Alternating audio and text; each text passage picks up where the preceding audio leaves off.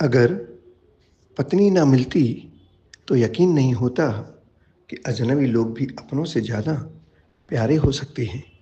लोग कहते हैं कि हाथों की लकीरें अधूरी हों तो किस्मत में पत्नी नहीं होती है, लेकिन मैं कहता हूँ कि हाथों में पत्नी का हाथ हो तो लकीरों की भी ज़रूरत नहीं होती है। एक बेटी जब विवाहित होकर ससुराल जाती है तो वह अपने मन में एक नए परिवार को लेकर कुछ संशय सा रहता है, लेकिन उस नए घर में अगर सकारात्मक सोच वाले व्यक्ति हैं तो उस बहू के मन में सारी संशय समाप्त करके उसके मन में खुशी भर देती है। ऐसा ही अपने परिवार को छोड़कर शादी के पश्चात अपने नए घर में गई तो देखा कि उस घर का वातावरण कुछ अलग था।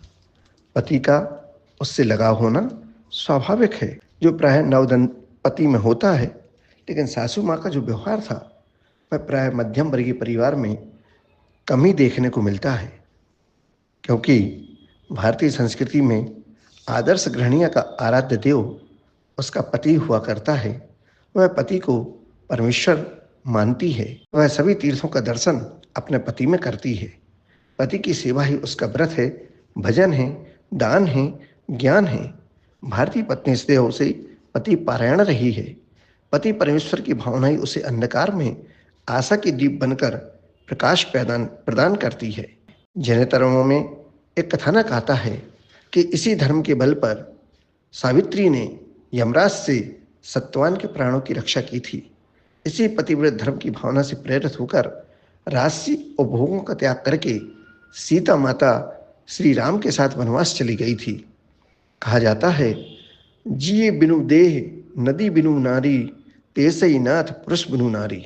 आत्मा बिना है देह नदी, घाट बिना वैसे ही पुरुष बिन नारी का कोई अस्तित्व नहीं रहता है। बचपन में उस बेटी के लिए पिता का साथ, युवावस्था में पति का साथ और बुढ़ापे में बच्चे के साथ उसको रहना हुआ करता है। भारतीय नारी पति के सुख में सुखी और दुख में दुखी होती है।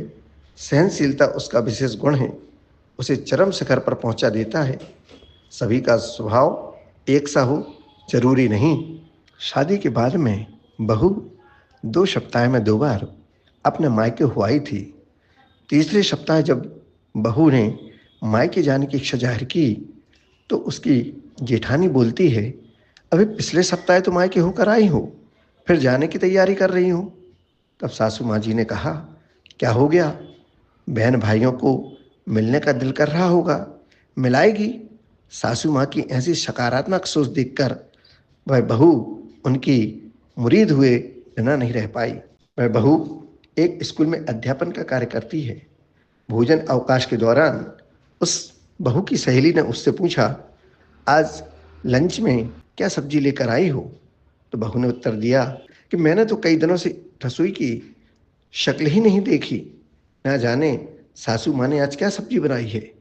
2 दिन बाद बहू की वही सहेली जब उसके घर पर आती है तो स्कूल में हुई सारी बात सासू माँ को बताती है।